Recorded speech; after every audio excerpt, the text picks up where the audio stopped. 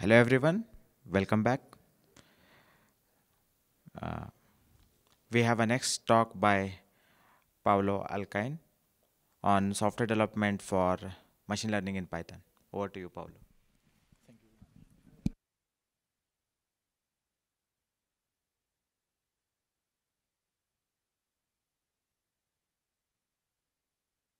Okay, now it's better, right? We will have like a constraint to move my hands a lot, so let's hope that it works. Okay, so first of all, welcome everyone. Thank you very much for attending. I'm very happy to be here, and thank you also to all the crew that made this possible and makes this possible every day for this amazing conference we're having.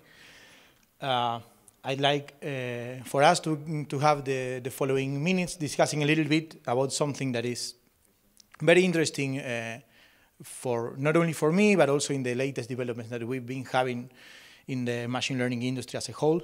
And it's trying to discuss a little bit what kind of software development we need in general in machine learning. So let's begin by taking a very simple problem, right? This is a very well-known problem that happens everywhere. If you go to a tutorial of scikit-learn or many pages that try to ease you into the classification problem, you probably are aware of the iris classification, right?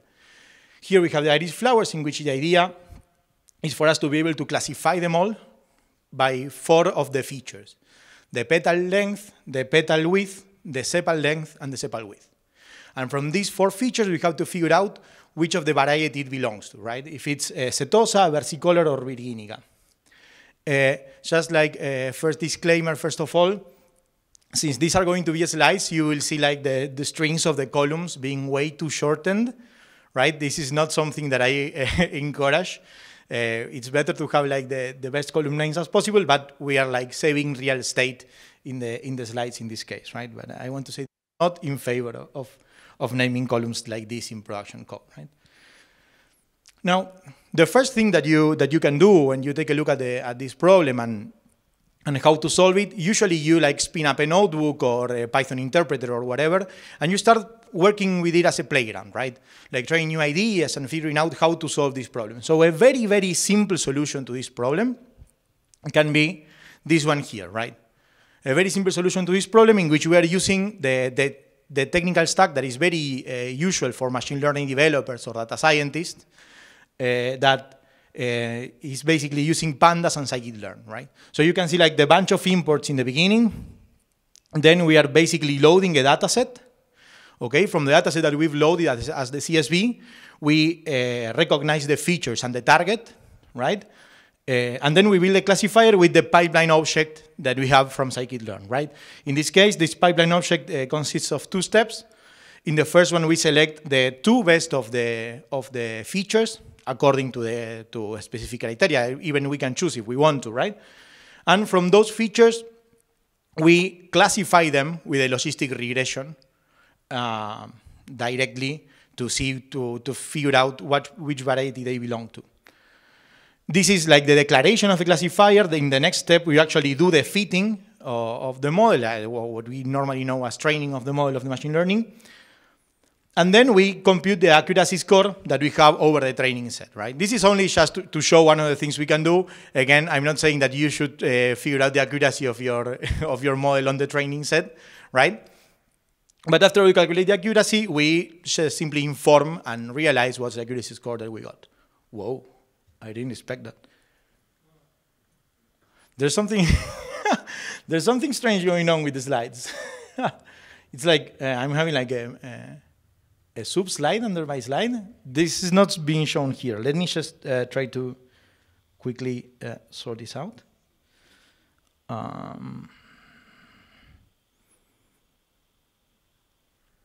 Okay, now, so this is like live settings. Oh my.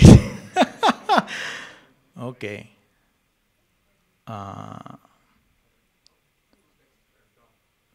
Wow. Okay, so yeah, it looks like some machine learning model understood what I was trying to do, right? Okay. Let's get it from here now. There.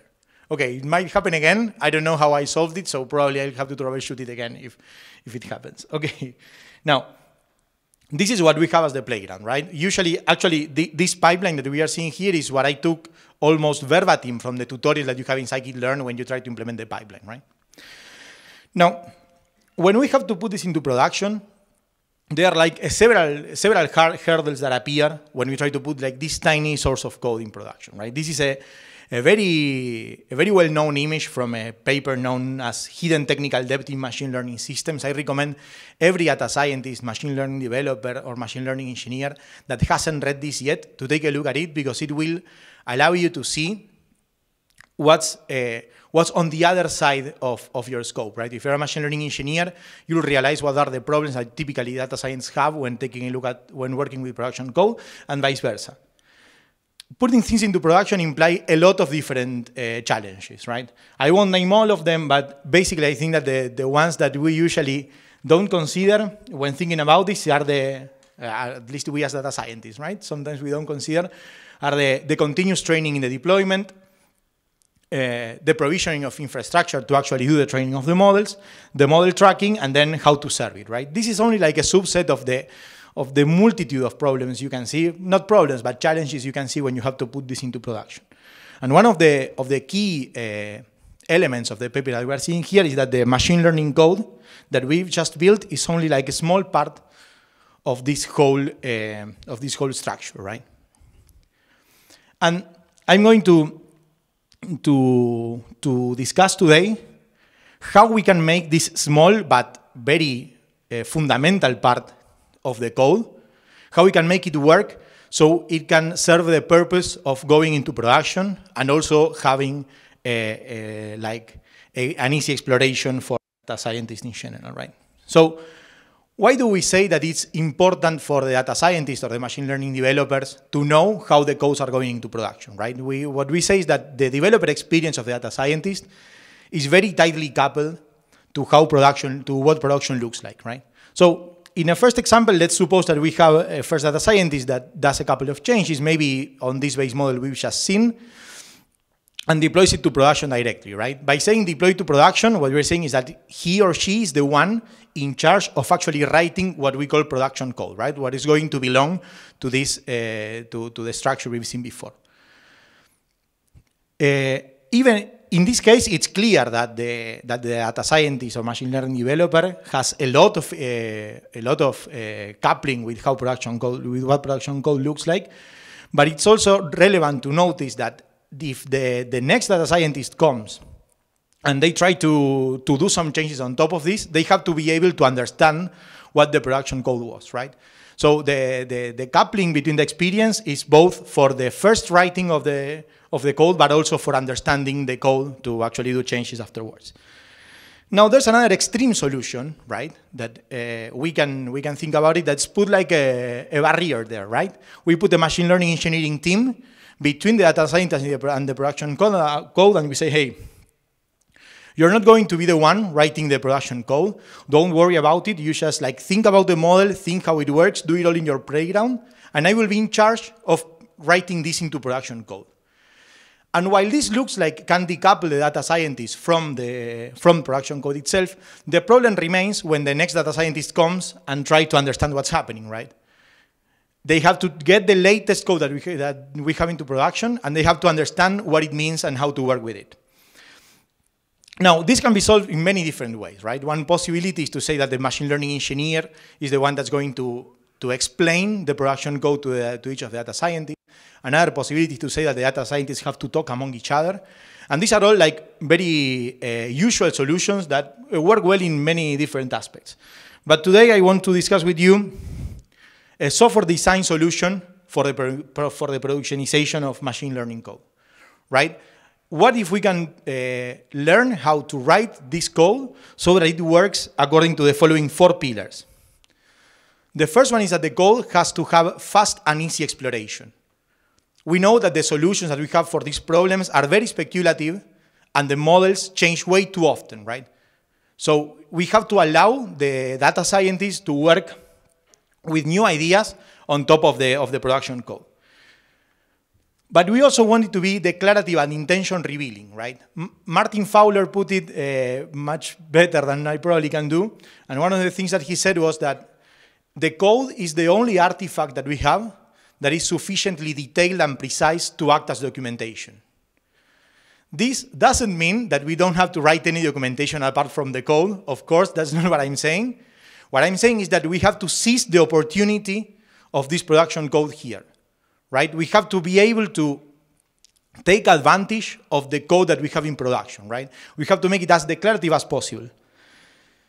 Another important thing that we need is to have what we will call sensible checkpoints, right? We will then try to define better what I mean by this. But the main goal that we have here is that if we have a pipeline in which we are doing many different stuff in the whole production code, we want to be able to hook into the problem, right, with our own solution that we had before and simply reuse one of the steps. And we also want to be able to hook out of the problem, right, and use the previous steps as things for our exploration and so on, right? So the reusing of these steps is very important. Keep in mind that sometimes it's even like necessary, right? Because some of these steps can take way too long to run, and if you have to wait like 4 or 5 hours for a step to run, you won't be able to do the fast and easy exploration. And another very important thing is that we need to have seamless tracking and monitoring of the code that's working in production. And by this I mean that we have to track the code, but we cannot track it in a way that pollutes the declarative and intention code that we've just described, right? Suppose the case in which we are seeing like the same playground code that we have, but we have like 30 or 40 calls to log this, log that, and so on, right? This is a solution that while it does log the model, it pollutes a lot the development space, right? So we want to avoid it. Now, with these 4 pillars that I've just discussed, we're going to do like a cautionary tale on the productionizing of the model that we have just seen. Now, this is the training file that we've just written down. The imports are like now collapsed, and they will probably be collapsed for some part of the talk. But just keep in mind we're importing whatever it takes for it to work, right? So this is the code that we've just had. And one of the things that we realized from the code we are seeing here is that there's no way that this is going to go into production, right? Why? Because the model that we've just trained in the classifier.fit line only lives inside the scope of this Python file, right? We need to find a way to persist this model somewhere for us to be able to load it later on to do whatever we need to do. For example, I don't know, like an online serving of the model and things alike. So the first thing we realize is that instead of checking the accuracy score, what we actually want to do is to save the model as a pickle file, for example, right? We know that pickle is a library that's very useful for this, and we can load it directly with this very simple 2-sentence here, thanks to the with statement, right? Now, when we do this, then the prediction part of the file that we have will actually load the model file that we had, and on an unseen data set, this unseen iris that we're seeing here, we will predict and actually checking the accuracy score here, right? Now, keep in mind that this is just one of the possible implementations of the prediction. Of course, we can do it this way. From the moment we decouple the training from the serving, we can actually serve with, I don't know, through a REST endpoint or through fast API or however we want. We are free to do it in any way. So consider this file as a token for all the possible ways in which we can serve the model once it's persisted. Now, the first thing we realize in the code that we've just written is that we are exposing implementation details, right? When we take a look at these 2 things, we're saying, hey, maybe we don't want to tell in the code that we are seeing how we are saving the model. If we're saving it with pickle and however, it's something that we want to abstract, right? We want to abstract it away. We know how to do it, right? We abstract this into functions. We create the save model function and the load model function that is in charge of actually doing this under the hood. The moment I do this, 2 very important things start to happen. The first one is that you can see in the train.py file that we've just removed this with statement that was like maybe too verbose and put it in a declarative fashion, right? Now we know that we are actually saving the model somewhere. But another thing that starts to happen is that we've now split the whole code base, well, the whole code base, just 3 files, right? But anyway, we split the whole code base in 2 different semantic spaces. One is the one that we are seeing on the top. That's what we're going to call the library space, right? These are the things in which we're going to develop all the tools that are going to be used in the application space, that are the things in the bottom, right? So what we are going to do now is work on the library space to see how we simplify the application code. That is what we expect the data scientist or the machine learning developer to iterate on top.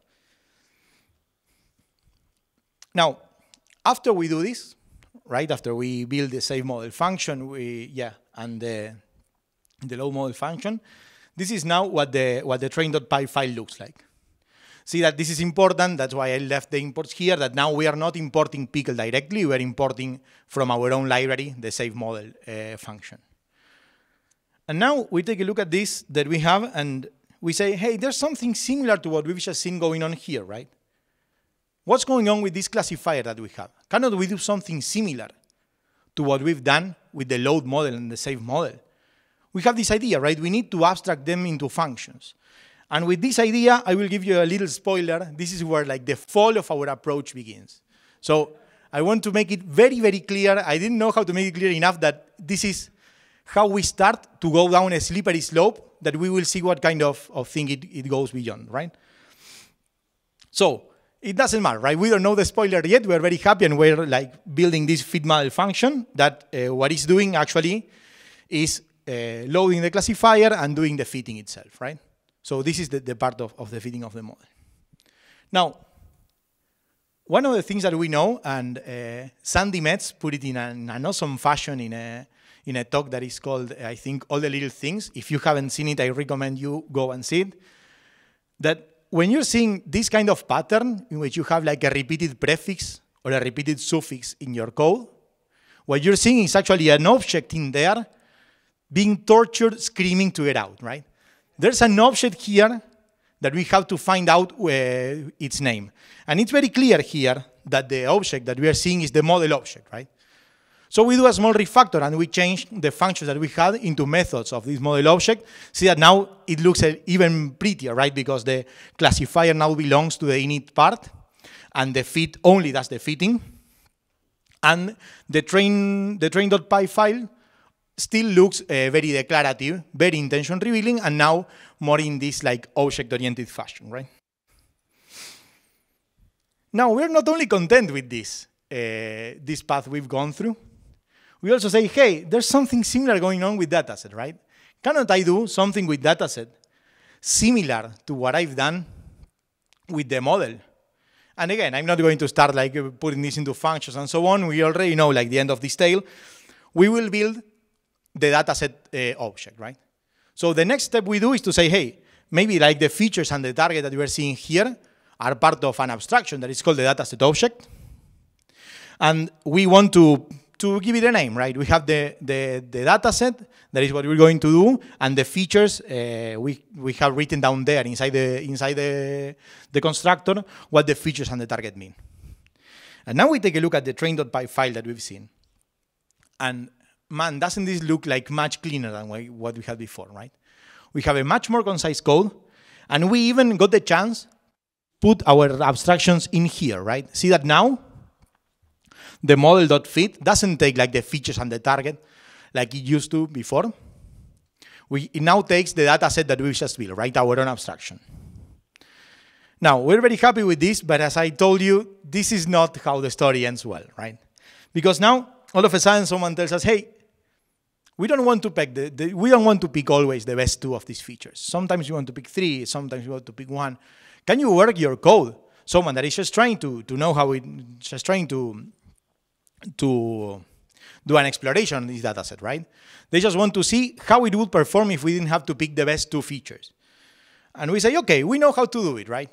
Let's keep calm.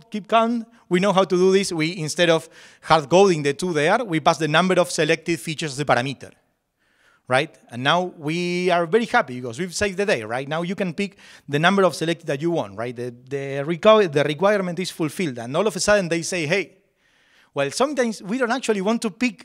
We want to do the logistic regression on all of the numbers that we have, on all of the features. And we say, okay, we can make this work, right? Because I'm going to put a contract with you in which if the number of selected that you're sending to me is none, then I will completely disregard the selection step, right? And now this is like feeling kind of weird, right? I mean, having this comparison with none is not something that we enjoy a lot. But also, we are like in the drift of making all these changes that people ask for us. And all of a sudden, someone tells, well, actually, we don't always want a logistic regression. We want to try out like a multi-layer perceptron. And we are like so deep in this train of thought that we've just shackled us into, that the only thing we can think of is just adding another if to this constructor, right? This is something that happens a lot while you're trying to give to your library the flexibility that it's needed, right? So now, if the previous part was a bit eerie, now this is like completely terrifying, right? We have the comparison with the string. We have to raise an error if someone like even did, I don't know, like a small typo when passing the classifier type. This doesn't make any sense at all, right? I mean, we're not going through the right path here. There has to be a better way to do this. And then we realize that the problem is that we don't actually know what is the model that we want, right? All the things that have been changing, what are actually explaining is that the model, as we said, is very speculative, and we will never know what the model looks like. So the main problem that we're having from the beginning is to say that the model has to be instantiated in here, right? That the classifier has to be in here. What if instead of instantiating the model here, we simply pass it as a parameter, right?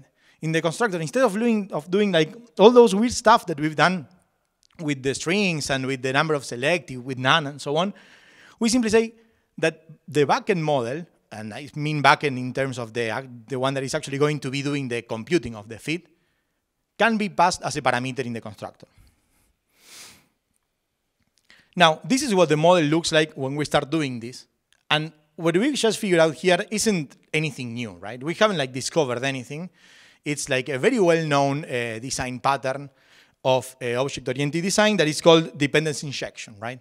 Actually, if you're familiar with the SOLID acronym, dependency injection is the D in the SOLID acronym, right? That's how important it is.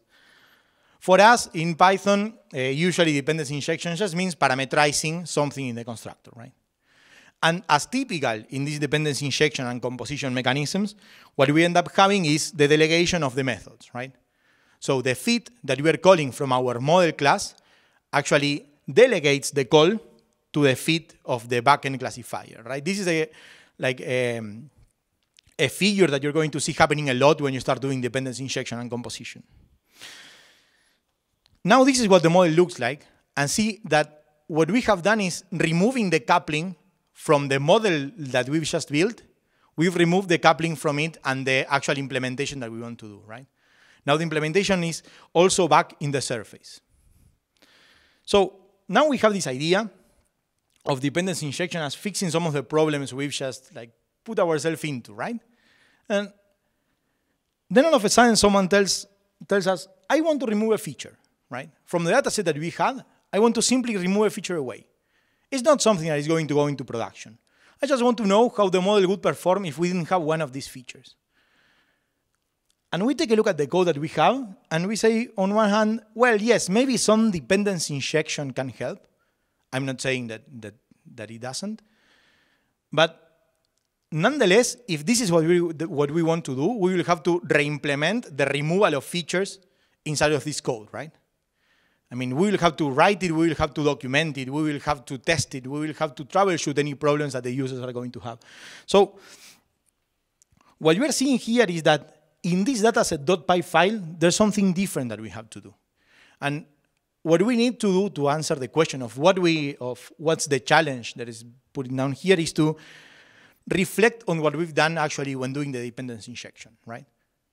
I argue here that what we've done isn't only the dependency injection of the scikit-learn model in the model step, but we've also exposed a known library to the data scientist, right? By doing the dependency injection, we didn't introduce any dependency. The dependency that we are introducing is the scikit-learn library that data scientists are very familiar with, right? They come already with this stack. If they have any question, they know how to Google for it. They know how to go to Stack Overflow. They know how to communicate with each other about possible solutions. So what if we take this lesson from what actually worked from here, and we do a similar thing with the dataset? Right now, the dataset, instead of loading the CSV file and splitting into features and targets, and the target, sorry, now it simply fills the data frame attribute, and we leave it exposed for everyone to use it, right? So the target and the feature selection are done in the application code, and any change that we want to make is right away, right? It's at the tip of our hands when developing the application. So what is here that, what is it that what we have been building here, right? And I'd like for us to take a moment to reflect on how it is that this works out. What we have been building with the data set, with the model, and so on, are just abstractions, right? And there are many ways in which you can define the abstractions in software engineering. But one that I really like a lot is the one that Joel Spolsky wrote, that is very simple, but also cuts to the core of it, right? That an abstraction is a simplification of something much more complicated that is going on under the covers. And why do I like this explanation a lot? First of all, because it's like in a very plain language, but also because it exposes the subjective thing about what's an abstraction, right? What's an abstraction? What's an implementation detail? All of this is very subjective, right? We cannot know beforehand what should belong under the covers. We don't know beforehand what is much more complicated. Much more complicated for whom, right? Probably for the data scientists working with scikit-learn is not much more complicated at all. It's something that they have been doing for a lot of their professional time. In this article that is called The Law of Leaky Abstractions, that is 20 years old. This still amazes me, right? Like, it's 20 years old, and to me it's evergreen. Joel Spolsky writes the law of leaky abstractions. What he says is that all non-trivial abstractions, to some degree, are leaky. What does it mean to have a leaky abstraction? What it means is that no matter how hard we try to hide the implementation details under the covers, some of the things are going to go back to the surface, right? Some of the things are going to appear. They're going to leak into application code, no matter how much effort you put in hiding them in the library code. Does this mean that we don't have to build abstractions? Absolutely not, right? We have to build abstractions, but we have to be wary of this, because what we are seeing here is not only like the law of leaky abstractions working out in the wild. We're also seeing pressure for these abstractions to leak, right? The data scientists, the users of the application code, are putting pressure for us to leak these implementation details, or what we thought were implementation details. There is pressure for them to go back to the surface, right? So we'll have to make this compromise in our own abstractions, right? We have to let the abstractions leak, because they will eventually do it. But from the moment we recognize that this is something that will happen, and that simplifies the exploration, we can choose how they leak, right? So what we have been building here is not like simply a library. We're not trying to recreate pandas, nor recreate scikit-learn.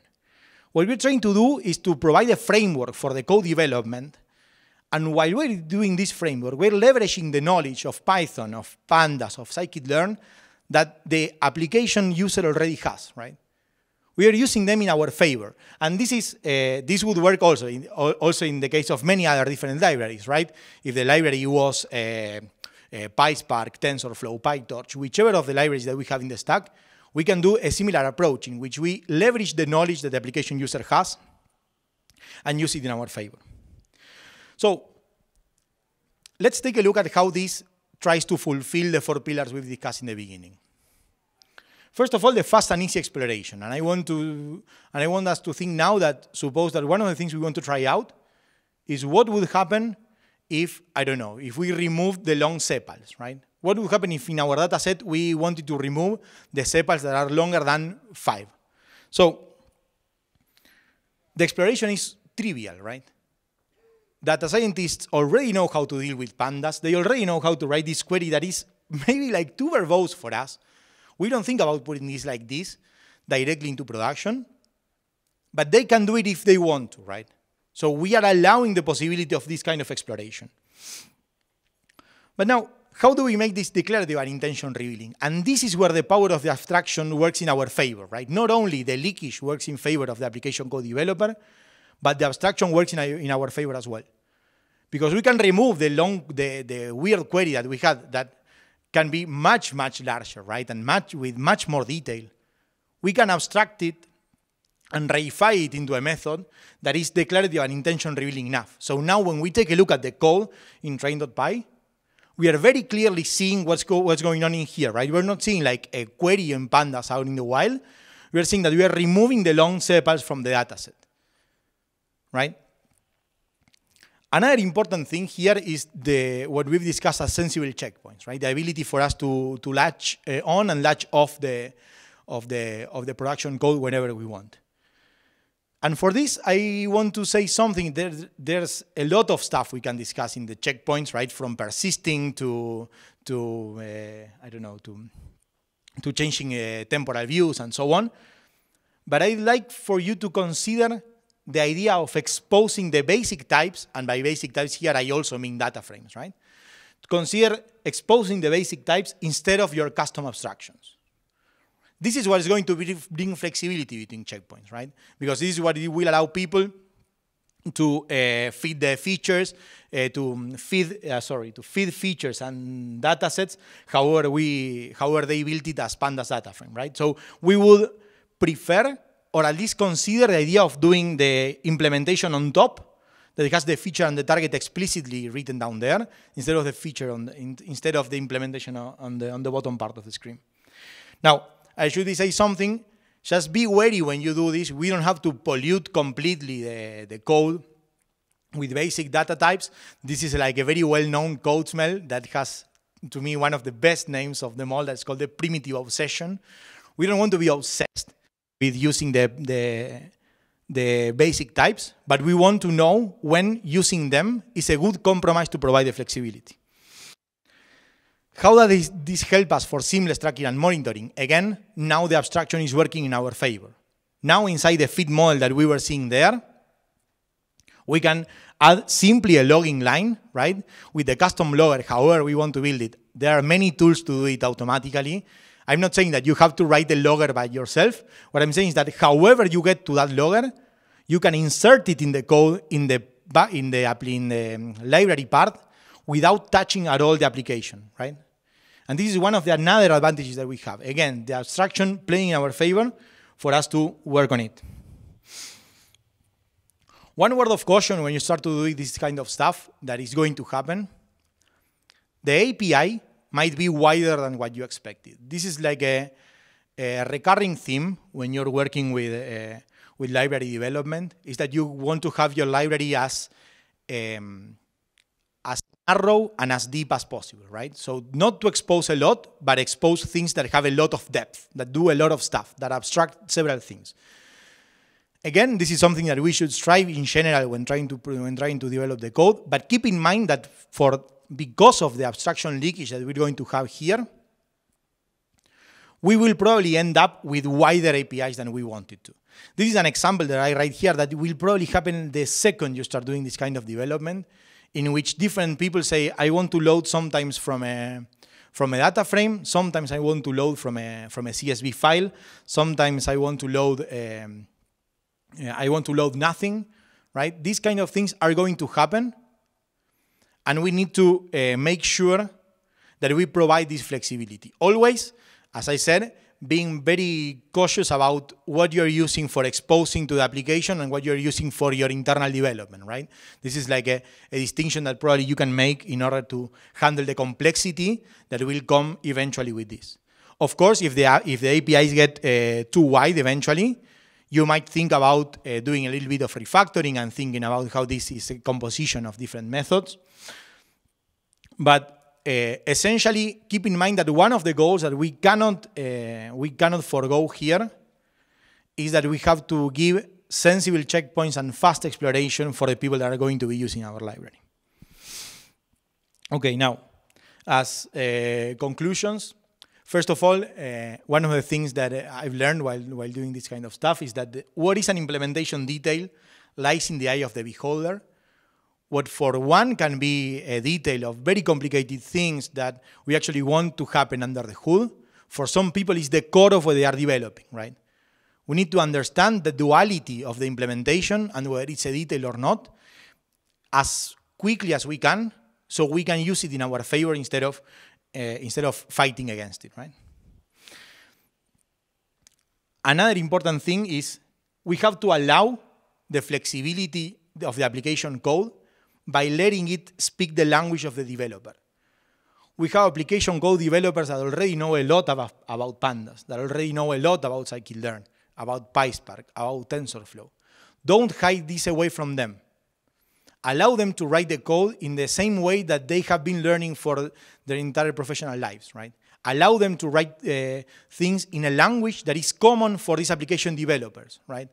So they can troubleshoot questions with each other. They can even ask them in a wider forum and leverage help from different sources. Another thing is, as we just mentioned, some of the abstractions will eventually leak to the application code.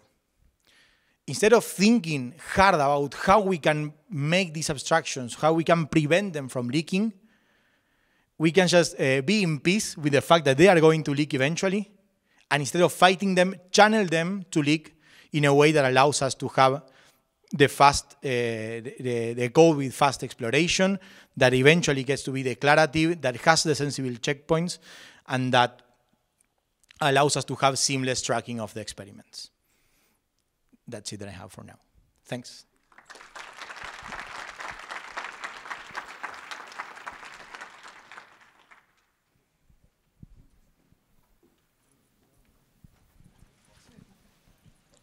Thank you, Pablo, for the excellent talk.